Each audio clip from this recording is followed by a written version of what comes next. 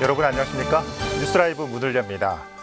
지난해부터 시작된 쓰레기 반입 총량제, 그러니까 수도권 매립지에 있는 쓰레기량을 정해놓은 건데 지난해 성적표는 어땠을까요? 서울 117%, 즉 기준보다 17% 초과했고 또 페널티도 부과받게 됩니다.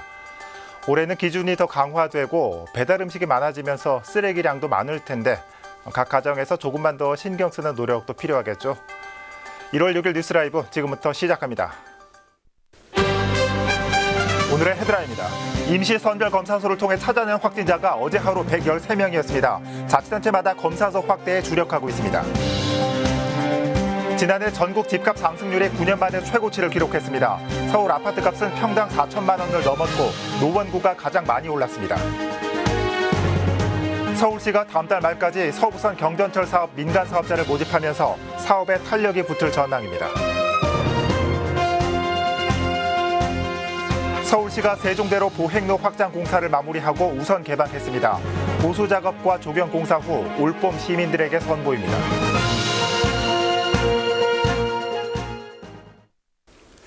오늘 신규 확진자는 840명입니다. 이틀 연속 1000명 이하를 기록하면서 감소 추세를 보이고 있습니다. 자세한 소식을 취재기자 연결해 살펴보겠습니다. 이승준 기자. 네, 보도국입니다. 네, 먼저 밤사이 코로나19 발생 현황부터 정리해 주시죠. 네, 오늘 오전 0시 기준 전국 코로나19 신규 확진자는 어제보다 840명이 늘어 모두 65,818명으로 집계됐습니다. 해외 입국 사례가 31명, 지역 발생이 809명입니다. 서울의 경우 어제보다 263명이 늘었고 경기는 269명이 추가 확진 판정을 받았습니다. 지난해 11월 중순부터 시작된 3차 대유행의 기세는 좀채 꺾이지 않고 있지만 다행인 점은 어제에 이어 오늘도 1000명 이하를 기록했다는 점입니다. 방역당국은 현 상황에 대해 완만한 감소 추세를 그리고 있다며 선제적인 검사와 거리 두기가 조금씩 효과를 보고 있다고 밝혔습니다. 그러면서 계속해서 감소 추세가 뚜렷하다면 2주 후 집합금지 기준 완화를 검토하겠다는 계획입니다. 네. 그런데 거리두기 형평성을 두고 최근 논란이 일고 있죠. 정세균 국무총리가 오늘 아침 회의에서 보완책을 마련하겠다고 밝혔다고요? 네, 그렇습니다. 특정 업종을 규제하는 이른바 핀셋 방역이 길어지자 최근 자영업자들의 불만이 곳곳에서 터져나오고 있는 상황이죠. 특히 형평성에 대한 논란이 큰데요. 오늘 아침 서울시가 주재한 중대본 회의에서 정 총리가 해당 내용을 언급했습니다. 정부가 고심 끝에 정한 기준이지만 현장에서 받아들여지지 못하면 보완해야 한다라고 말했는데요. 그러면서 중대본에게 보완책을 마련해달라고 주문했습니다. 백신과 관련해서는 이번 주 내로 예방접종 대응 추진단을 가동할 예정이고 상세한 접종 계획이 수립되는 대로 보고하겠다고 밝혔습니다. 지금까지 보도국에서 코로나19 소식 전해드렸습니다. 네, 이승준 기자 수고했습니다. 코로나19 발생 상황 살펴봤습니다. 코로나19 위기경보가 여전히 심각 단계에 머물고 있는 가운데 서울의 각 지자체들은 무증상 감염자 발견에 총력을 기울이고 있습니다. 강남구는 임시선별검사소를 추가로 설치했습니다. 보도에 엄종규 기자입니다. 강남구 압구정동과 세곡동에 임시선별검사소가 추가로 들어섰습니다. 이로써 강남구 내 임시검사소는 지난해 말부터 운영 중인 2개소를 합해 총 4개소로 늘었습니다. 저희는 일주일에 한 번씩 요양원에 있기 때문에 종사하기 때문에 받을 수밖에 없거든요. 강남구청까지 1시간 반이 걸려요. 선별진료소 생겼다 그래가지고 지금 차 타고 오는데 20분도 안 걸리네요. 선별검사소 추가 설치는 접근성을 높여 좀 더 많은 검사를 진행하려는 것. 이를 통해 무증상 감염자를 가려내기 위한 건데 앞서 설치한 2곳의 임시선별검사소에서 최근까지 57명의 무증상 감염 사례가 발견됐습니다. 네, 강남구는 2월부터 선제검사를 실시해서 11월 이후에는 하루 1000명 이상 계속 검사를 실시했고요. 그중에서 무증상 감염자도 상당수 발견을 했습니다. 무증상장이라도 본인이 검사하고자 원하면 언제든지 가까운 검사소로 오셔서 검사를 받으셨으면 좋겠습니다. 한편 강남구는 임시검사소 외에 스마트 감염병 관리센터 등을 통해 최근까지 14만 건의 검체 검사를 진행했습니다. 드라이브 서울경기 케이블 TV 엄종규입니다.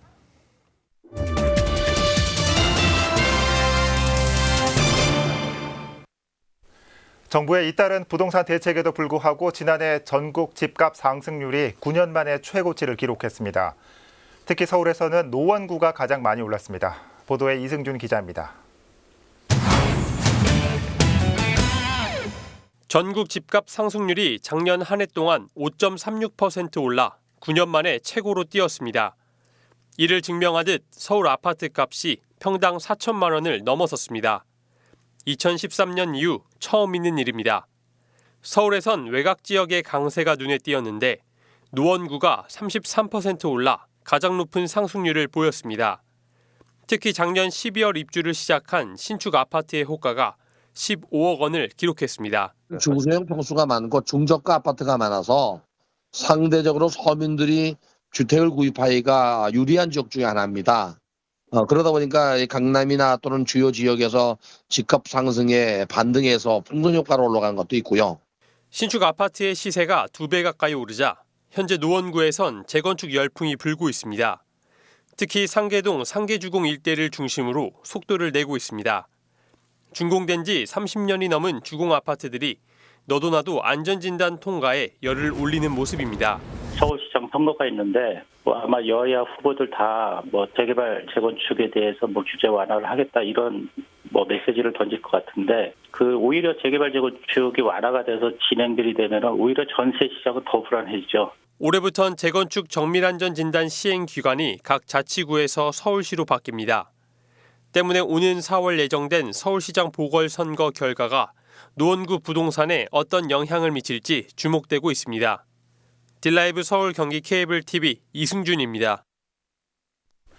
20년 넘게 착공이 미뤄지고 있는 서부선 경전철 사업이 조만간 본궤도에 오를 전망입니다. 서울시는 2월 말까지 민간 사업자를 모집해 상반기 중 우선 협상 대상자를 지정한다는 계획입니다. 조성엽 기자입니다.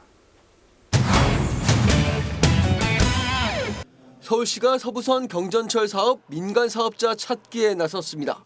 지난해 6월 민자 적격성 조사를 통과해 사업성을 인정받은 데 이어 사업 시행을 본격화한 겁니다. 시는 2월 말까지 민간 사업자를 모집하고 4월 말까지 적격 심사와 기술 수요 가격 부분 등에 대한 평가를 거쳐 상반기 중 우선 협상 대상자를 지정할 것이라 밝혔습니다. 현재 GS건설과 금광기업, 호반산업 등이 입찰 참여를 검토 중인 것으로 알려졌습니다. 세전역에서 서울대 입구역을 잇는 서부선 경전철 노선은 길이 16.15km로 모두 16개 정류장을 건설합니다. 2호선과 9호선 등 5개 노선과 환승이 가능하고 세전역에서 서울대 입구역까지 현재보다 14분 단축된 22분이 걸릴 것으로 예상됩니다. 한편 서부선 사업을 통해 현재 지하철역이 없는 연희동과 명지대 일대 등에 5개의 역이 생깁니다. 이에 따라 서대문구가 서부선 최대 수혜 지역으로 꼽히고 있습니다. 우리 서대문 주민들이 그동안 지하철이 없어서 교통이 불편했던 지역이 한꺼번에 교통이 해결되는 이런 좋은 기회가 되리라고 생각합니다. 계획대로라면 서부선은 2023년 하반기 착공해 2029년 완공 예정입니다. 사업비는 총 1조 5천억 원입니다. 딜라이브 서울경기 케이블TV 조성엽입니다. 서울시가 세종대로 보행로 확장 공사를 마무리하고 우선 개방했습니다. 앞으로 기존 도로 보수 작업과 조경 공사를 올해 봄까지 마무리하고 시민들에게 선보일 예정입니다. 이주협 기자입니다. 서울시는 지난 7월부터 세종대로 기존 차로를 줄이는 대신 보행로를 넓히는 공사를 진행했습니다. 목표는 사람 숲길 조성, 보행자 중심 휴식의 공간으로 만들겠다는 겁니다. 현재 보도 확장 공사가 완료돼 지난 1일부터 시민들에게 우선 개방됐습니다. 네, 이렇게 보행 공간이 크게 넓어지면서 자전거 도로도 새롭게 조성되고 또 이렇게 녹지 면적도 크게 늘었습니다. 세종대로 사거리부터 서울역까지 이어지는 1.5km 구간의 보행로가 넓어지면서 서울광장 면적의 2배가 넘는 보행 공간이 만들어졌습니다. 또 전 구간에 걸쳐 자전거 도로도 함께 조성됐습니다. 시는 오는 4월 말까지 도로 정비와 조경 공사를 마무리하고 시민들에게 본격 선보일 예정입니다. 기존 보도 연결된 부분이라든가 기존 보도에 파손된 부분도 많이 있거든요. 부분 정비는 계속 할 거예요. 전체 통제를 하면서 정비하는 게 아니고 통행을 하시되 이제 불편을 최대한 안 주면서 부분 이제 정비를 해야 되는 거죠. 사람 숲길이 만들어지면 서울 중심부를 관통하며 다양한 역사와 문화 자원을 잇는 동시에 지역 상권에도 활력을 불어넣을 것으로 기대가 모아지고 있습니다. 딜라이브 서울 경기 케이블 TV 이주협입니다. 강동구 강일동과 하남, 남양주를 잇는 9호선 연장 사업이 확정됐습니다. 최근 발표된 국토부의 신도시 교통 대책에 포함된 건데 자세한 내용을 태윤영 기자가 전해드립니다. 강동구와 하남, 남양주를 잇는 9호선 연장 사업이 추진됩니다. 최근 국토교통부가 확정한 남양주 왕숙 등 3기 신도시 교통대책에 9호선 연장 사업이 포함된 겁니다. 올해 착공을 앞둔 도시철도 9호선 4단계 연장 사업의 마지막 구간에서 시작해 하남의 미사지구, 3기 신도시 남양주 왕숙지구로 이어지는 구간입니다. 당초 강일동에는 서울시가 주도한 도시철도망과 국토부가 추진한 국가철도망의 단절 구간이 있어 아쉬움이 컸는데 이번 대책으로 한시름 놓게 됐습니다. 왕숙지구가 있기 때문에 단절 없이 동시에 착공 같이 한다는 거죠, 공사를. 그런 거에 더 긍정적인 효과다 이렇게 보는 거죠. 이번 9호선 연장 사업은 LH가 주도하는 공공기관 사업으로 예비 타당성 조사 기간이 일반 재정 사업보다 적게 소요됩니다. 재정 사업의 예타 조사 기간은 보통 1년에서 2년 정도 걸리는 반면 공공기관 예타 조사는 5개월이면 마무리됩니다. 또 까다로운 BC 분석에서도 정책적 요소가 비중 있게 평가돼 유리할 수 있습니다. 국내 사업은 5개월 정도 지금 보고 있고요. 이게 정책성이나 공익적 측면에 좀 부각되는 사업이라면은 좀 더 가중치를 더 높게 보고 할 수 있는. 9호선 연장 사업의 구체적인 노선과 역사 위치는 추후 기본계획과 설계 단계에서 결정되는 가운데 사업은 2024년 착공해 오는 2028년 완공될 전망입니다. 이 밖에 이번 광역교통 개선 대책에는 강동구 주변 올림픽대로 확장과 강일 IC 우회도로 신설 등도 포함돼 도로교통 환경이 한층 개선될 것으로 보입니다. 딜라이브 서울 경기 케이블 TV 태윤영입니다.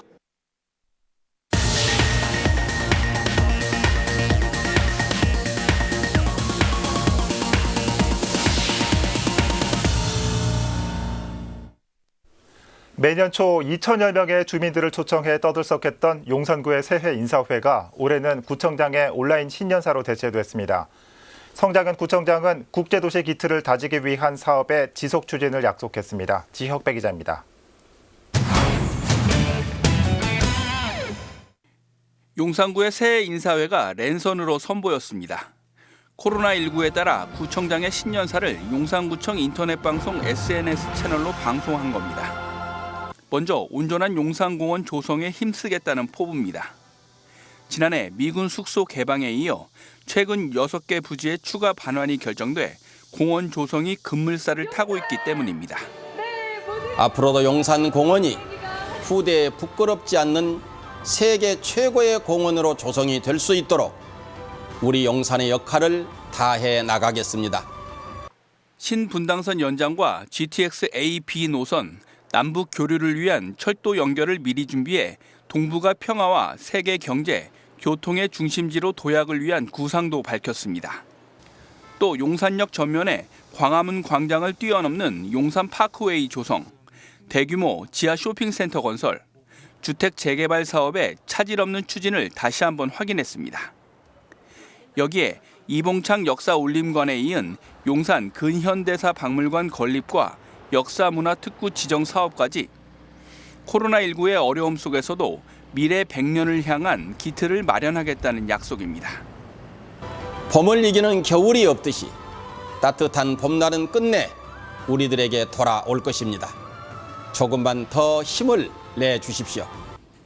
이 밖에 올해는 4차 산업혁명을 선도하기 위한 스마트 시티 조성과 용산형 뉴딜 추진, 복지 인프라 강화에도 전력을 집중하겠다고 밝혔습니다. 딜라이브 서울 경기 케이블 TV 지역배입니다.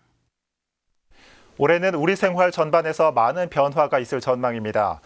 고교 무상교육에서 전기요금 개편까지 실생활에서 달라지는 제도들을 정리했습니다. 박영찬 기자입니다. 올해부터 고등학교 2학년과 3학년 학생들에게만 적용됐던 고교 무상교육이 1학년을 포함한 전 학년으로 확대됩니다. 지난해보다 40% 늘어난 9,431억 원의 무상교육 예산을 토대로 올 신입생부턴 입학금과 수업료, 교과서비 등 학비 부담이 줄어들 전망입니다. 생활 안정을 위한 대책도 추진됩니다. 최저임금의 경우 지난해 대비 1.5% 오른 8,720원으로 인상되고 소득에 따라 차등 지급됐던 노인 기초연금은 만 65세 이상인 소득 하위 70% 국민 모두에게 월 최대 30만 원이 지급됩니다. 여기에 코로나로 피해를 입고 있는 계층을 위해 6개월 동안 매월 50만 원을 지급하며 구직을 돕는 국민 취업 지원 제도도 도입됩니다. 반면 기존 혜택이 축소되거나 세율이 오르는 세제 개편안도 추진됩니다. 전기요금에선 LNG와 석탄 등 원자재 가격의 국제 시세를 주기적으로 반영하는 방식의 연료비 연동제가 도입되는 한편 친환경, 신재생 에너지 활성화를 명목으로 기후 환경과 관련된 요금이 신설돼 4인 가구 기준 매월 최대 1,700원가량의 전기세 부담이 늘어날 전망입니다. 전기차와 하이브리드 차량 등에 적용됐던 세제 감면 혜택도 축소되거나 폐지됩니다. 하이브리드 차 취득세 감면 한도가 종전 90만 원에서 40만 원으로 축소되고 전기차를 살 때 받을 수 있었던 구매 보조금 기준액은 기존 800만 원에서 700만 원으로 줄어듭니다. 단 코로나 사태 장기화로 인한 소비 심리 둔화를 막기 위해 자동차와 전기차에 대한 개별 소비세 인하는 각각 내년 상반기에서 2022년까지 연장됩니다. 딜라이브 서울 경기 케이블 TV 박영찬입니다. 지난 한 해 동안 가장 많이 회자된 이슈 가운데 하나가 정부의 부동산 정책입니다. 7번의 부동산 대책 그리고 역대급 상승을 보였던 집값, 과연 올해에는 어떨까요? 달라지는 부동산 제도와 전망, 이승준 기자가 정리했습니다. 먼저 종부세를 살펴보면 일반 세율은 0.6에서 3.0%로 3주택 이상이나 조정 대상 지역 2주택자에 적용되는 세율은 최대 6.0%로 대폭 증가했습니다. 법인 보유주택에는 개인 최고 세율이 부과됩니다. 2주택 이하는 3%, 3주택 이상은 6%가 일괄 적용입니다. 다음은 양도소득세입니다. 당장 최고 세율이 45%로 상향됐습니다. 현재 1년 미만 보유주택은 40%, 2년 미만은 기본 세율을 적용하지만 6월부턴 1년 미만은 70%로 2년 미만은 60%가 적용됩니다. 현재로서는 이게 뭐 많이 나온다 안 나온다 장담을 할 수 있는 상황이 아니거든요. 서울의 입주 물량 감소나 여러 가지 요인들 때문에 전세 가격이나 이제 그 매매 가격이 올라갈 걸로 예상이 되기 때문에 쉽게 내놓지는 않을 것 같다 하는. 다음은 청약입니다. 올해부턴 신혼부부와 생애 최초 특별 공급을 받을 수 있는 소득 요건이 완화됩니다. 신혼부부의 경우 맞벌이와 외벌이로 나뉘는데 민영주택에선 140%와 160%로 완화되고 공공주택은 130%와 140%로 변경됩니다. 생애 최초의 경우 공공주택은 130% 이하, 민영주택은 160% 이하로 완화됩니다. 여의도 5배 정도 크기에 이제 공급할 수 있는 지역들이 있기 때문에 심리적인 안정감이라든가 서울에 공급이 많이 된다는 어떤 시그널은 작용할 수 있죠. 정부가 주택 조기 공급을 통해 시장 안정화를 목표로 한 3기 신도시 사전 청약은 7월부터 시작됩니다. 청약 자격은 본 청약과 동일 기준이 적용되는데 당첨 후 본 청약까지 무주택자 요건을 유지해야 합니다. 딜라이브 서울 경기 케이블 TV 이승준입니다. 연말정산의 시기가 다가왔습니다. 이달 15일부터 시작됐는데 코로나19로 바뀐 세법이 많아 잘 확인하셔야겠습니다. 연말정산 일정과 주요 내용을 이주협 기자가 정리했습니다. 13월의 월급이라고도 불리는 연말정산. 올해는 코로나19로 바뀐 세법이 많은데 특히 카드 소득공제가 대폭 늘어납니다. 월마다 다르게 적용되는데 3월에는 항목별로 30에서 최대 80%가, 4월에서 7월에는 모든 항목에 대해 80%가 공제됩니다. 또 소득공제 한도도 총 급여 구간에 따라 30만 원씩 늘어납니다. 여기에 전통시장과 대중교통, 도서, 공연 등 문화 분야 사용분에서 각각 100만 원씩 모두 300만 원을 더 공제받을 수 있습니다. 세액공제 대상 연금계좌 납입 한도도 3년간 한시적으로 늘어나는데 50세 이상이면서 총 급여액이 1억 2천만 원 이하면 납입 한도가 400만 원에서 600만 원으로 늘어납니다. 생산직 근로자의 경우 연장 근로수당 등과 같은 비과세 여건 중 직전 연도 총 급여액 기준이 2,500만 원에서 3,000만 원 이하로 완화됐습니다. 소득세 감면 대상도 확대돼 창작 예술업 등 여가 관련 서비스업 근무자도 소득세 감면 혜택을 받을 수 있습니다. 또 소득세 감면 혜택을 받을 수 있는 경력 단절 여성으로 인정되는 사유에 결혼과 자녀 교육이 새롭게 추가되고 경력 단절 기간도 퇴직 후 15년까지 연장됩니다. 배우자 출산 휴가 동안 지급된 급여가 올해부터 비과세 근로소득으로 포함돼 총 급여액에 포함되지 않습니다. 이번 연말정산부터는 기존 공인인증서 제도가 폐지되면서 민간회사 사설인증서를 이용할 수 있습니다. 1월 15일부터 한 달간 국세청 홈택스 홈페이지 연말정산 간소화 서비스를 통해 공제 증명자료를 확인하실 수 있습니다. 특히 그간 근로자가 직접 수집하던 공공임대주택 월세와 안경구입비, 실손 의료보험금과 긴급재난지원금 기부금 내역이 올해부터는 국세청에서 일괄 수집해 제공하니 간소화 서비스에서 제공하지 않는 다른 항목의 증명자료만 모아 제출하면 됩니다. 최종 공제 신고서 제출 기간은 2월 1일부터 말일까지 한 달간입니다. 국세청은 1월 15일부터 챗봇 상담 서비스와 유튜브 채널을 통해 연말정산 안내 영상을 제공할 계획입니다. 딜라이브 서울경기 케이블TV 이주협입니다. 노원구가 당현천 자전거길에 도로명을 부여하고 노면 표시와 번호판을 설치했습니다. 노면 표시는 도로명과 현재 위치를 표시한 것으로 자전거길 구간 5곳 바닥에 번호판은 모두 7곳에 설치했습니다. 구 관계자는 자전거길 도로명 표시로 사고 시 신속한 응급처치가 가능할 것이라고 밝혔습니다. 구는 앞으로도 우이천과 중랑천 등에도 도로명 주소 안내시설물 설치를 확대한다는 계획입니다.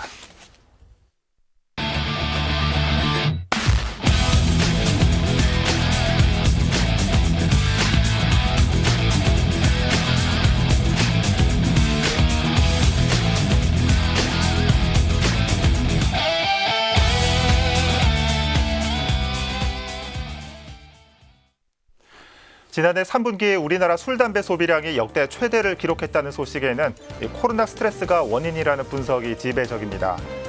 마스크로 부쩍 줄어든 말소, 갈 곳 없는 주말, 일터와 경계가 모호해진 집. 술, 담배로 잠시 위안이 되면야 다행이지만 코로나 시대에 건강마저 잃으면 모든 걸 잃는다는 건 항상 염두에 두셔야겠습니다. 뉴스라이브 마칩니다. 시청해 주셔서 고맙습니다.